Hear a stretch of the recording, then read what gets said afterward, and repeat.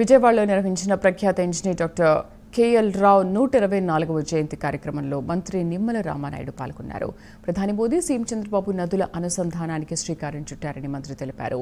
కరువుతో వచ్చే దుర్భిక్ష పరిస్థితుల్లో పారద్రోలాలంటే నదుల అనుసంధానమే మార్గమని మంత్రి తెలిపారు. కేఎల్ రావు స్ఫూర్తిని ప్రధాని మోదీ సీఎం చంద్రబాబు కొనసాగిస్తున్నారని తెలిపారు. 2027 డిసెంబర్ కల్లా పోలవరం ప్రాజెక్టును పూర్తి చేయడమే కూటమి ప్రభుత్వ లక్ష్యమన్నారు.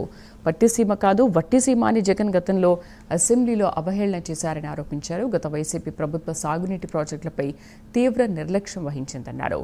గత ప్రభుత్వ సాగునీటి ప్రాజెక్టుల గేట్లకు కనీసం గ్రీజు పెట్టి కూడా పెట్టలేదని మంత్రి నిమ్మల నిప్పులు చెరిగారు.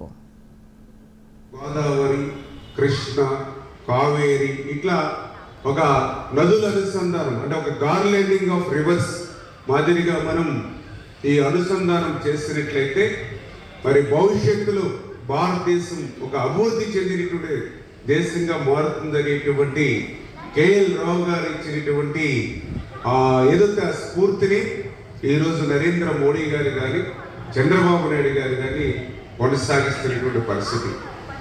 ఏదైతే మన కేఎల్ రావు గారు మరి ఈవేళ మనం చూస్తూ ఉన్నాం, ఎంతో క్లిష్టతరమైనటువంటి ప్రాజెక్టులు భారతదేశంలో రూపుదిద్దుకున్నాయనంటే అది కేఎల్ రావు గారి యొక్క పుణ్యం.